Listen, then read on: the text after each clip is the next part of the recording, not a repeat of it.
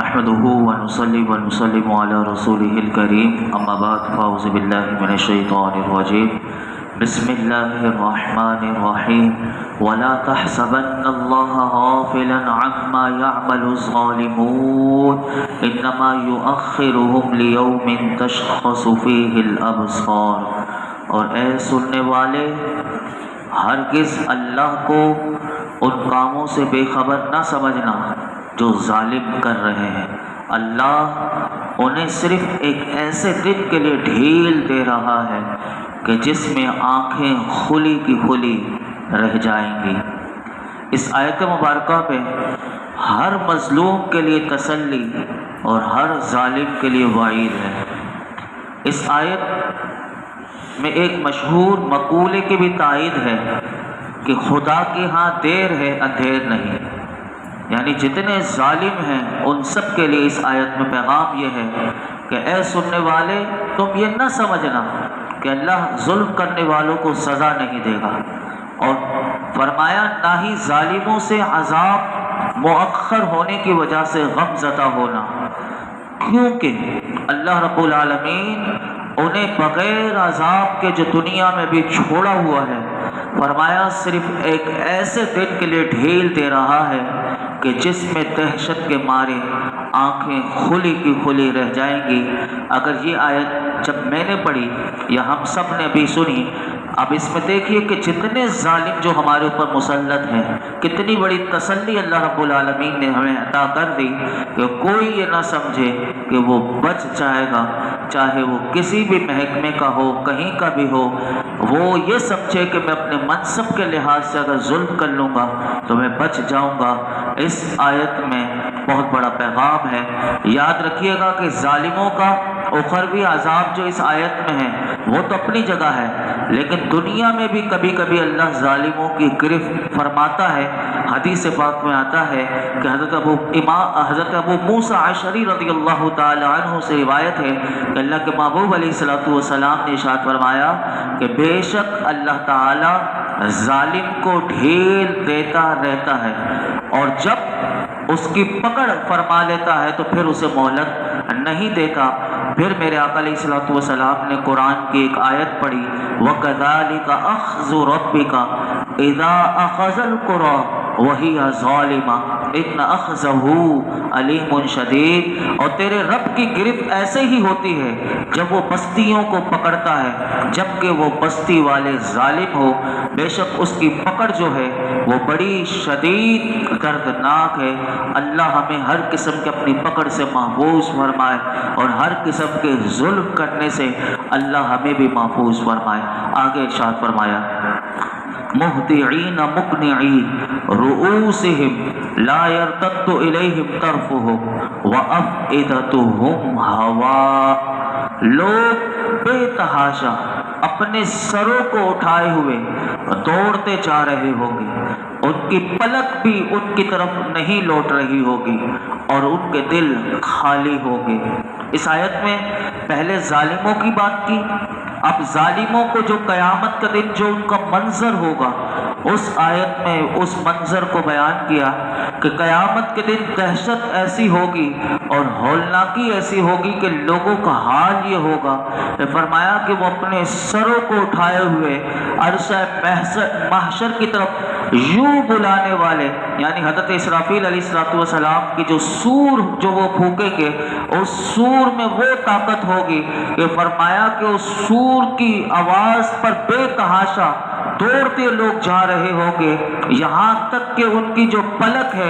فرمایا کہ وہ بھی نہ جھپک رہی ہوگی، اور وہ نہ اپنے آپ کو دیکھ سکیں گے، اور ان کے دل جو ہے وہ حیرت کی شدت اور دہشت کے مارے سوچنے سمجھنے کی صلاحیت سے خالی ہوں گے۔ حضرت قتادہ رضی اللہ تعالیٰ عنہ فرماتے ہیں کہ قیامت کے دن وہ منظر ہوگا کہ فرمایا کہ دل جو ہے وہ سینوں سے نکل کر گلے میں آ کر پھنس جائے گا، نہ باہر نکل سکیں گے نہ اپنی جگہ واپس جا سکیں گے۔ اور ایک آیت اس معنی میں بھی اس میں کی گئی کہ فرمایا کہ اس دن کی دہشت اور ہولناکی کی شدت کا یہ عالم ہوگا کہ سر اوپر کو اٹھے ہوں گے اور آنکھیں کھلی کی کھلی رہ جائیں گی اور دل اپنی جگہ قرار نہ پا سکیں گے۔ قیامت کی ہولناکیاں قرآن میں جگہ جگہ بیان کی گئی، میرے آقا علیہ الصلوۃ والسلام نے بیان کی، اس کو امام غزالی رحمۃ اللہ علیہ نے بڑے خوبصورت انداز میں بیان کیا۔ اس کو سنیے تاکہ ہم اپنی آخرت کی فکر میں لگ جائیں اور اپنی قبر کو بہتر بنانے کی طرف آئیں۔ سنیے امام غزالی رحمۃ اللہ علیہ، آپ فرماتے ہیں کہ وہ دن کہ جس میں کوئی شک نہیں، وہ دن کہ جس میں دلوں کے رازوں کا امتحان ہوگا، جس دن کوئی کافر نفس کے کام نہیں آئے گا۔ فرمایا کہ وہ دن جب آنکھیں کھلی کی کھلی رہ جائیں گی، جس دن کوئی ساتھی کسی ساتھی کے کام نہیں آئے گا، جس دن کوئی کسی دوسرے نفس کے لیے کسی چیز کا مالک نہیں ہوگا، جس دن کفار کو جہنم کی طرف بلایا جائے گا، جس دن ان کو چہروں کے بل اوندا گرایا جائے گا، جس دن ان کو اوندے منہ جہنم میں ڈالا جائے گا، جس دن باپ اولاد کے کام نہ آ سکے گا، جس دن آدمی اپنے بھائی، ماں اور باپ سے بھاگتا پھرے گا، جس دن لوگ بات نہیں کر سکیں گے، نہ ان کو اجازت ہوگی کہ کوئی عذر اللہ کی بارگاہ میں پیش کر سکیں۔ فرمایا کہ جس دن اللہ سے بچانے والا کوئی نہیں ہوگا، جس دن لوگ ظاہر ہوں گے، جس دن وہ جہنم میں عذاب دیے جائیں گے، جس دن مال اور اولاد نفع نہیں دے گی، جس دن ظالموں کو ان کی معذرت فائدہ نہیں پہنچائے گی، ان کے لیے لعنت والا اور برا گھر ہوگا، جس دن عذر نامنظور ہوں گے اور دلوں کی آزمائش ہوگی، پوشیدہ باتیں ظاہر ہوں گی، پردے اٹھ جائیں گے، جس دن آنکھیں جھکی ہوئی ہوں گی، آوازیں بد ہوں گی، اس دن توجہ کم ہوگی اور پوشیدہ باتیں ظاہر ہوں گی، گناہ بھی سامنے آ جائیں گے، جس دن لوگوں کو ان کے گواہوں سمیت چلایا جائے گا، بچے جوان ہو جائیں گے اور بڑے نشے میں ہوں گے،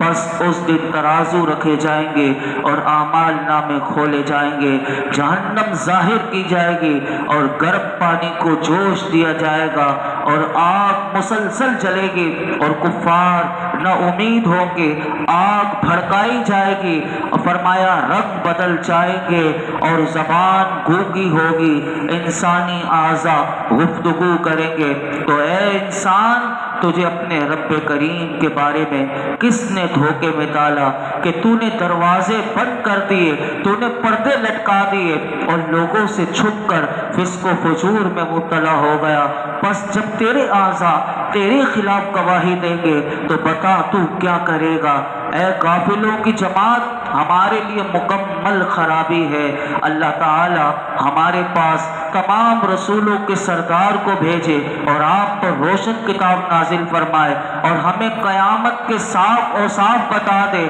پھر بھی ہم غفلت سے باز نہ آئے، غفلت سے آگاہ کر دے لیکن ہم باز نہ آئے۔ اور پھر ارشاد فرمایا اقترب للناس حسابهم وهم في غفلة معرضون ما يأتيهم من ذکر من ربهم معرض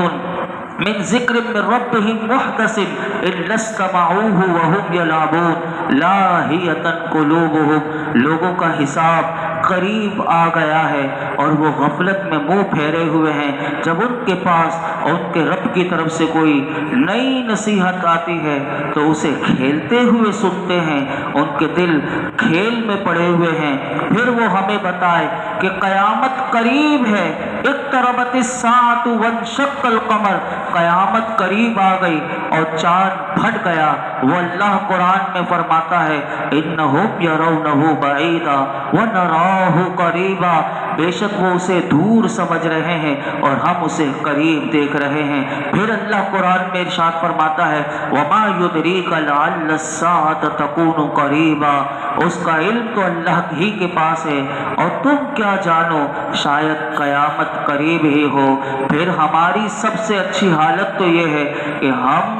اس قرآن پاک کے سبق پر عمل کریں، لیکن ہم اس کے معانی میں غور نہیں کرتے اور روز قیامت کے بے شمار اوصاف اور ناموں کو جو قرآن میں بیان کیے گئے نہیں دیکھتے، اس کے مصائب سے نجات کے لیے کوشش نہیں کرتے۔ ہم اللہ کی بارگاہ میں دعا کرتے ہیں، اے مالک ہمیں اس غفلت سے میرے مالک ہم تیری پناہ چاہتے ہیں، اور اللہ تعالی اپنی وسیع رحمت سے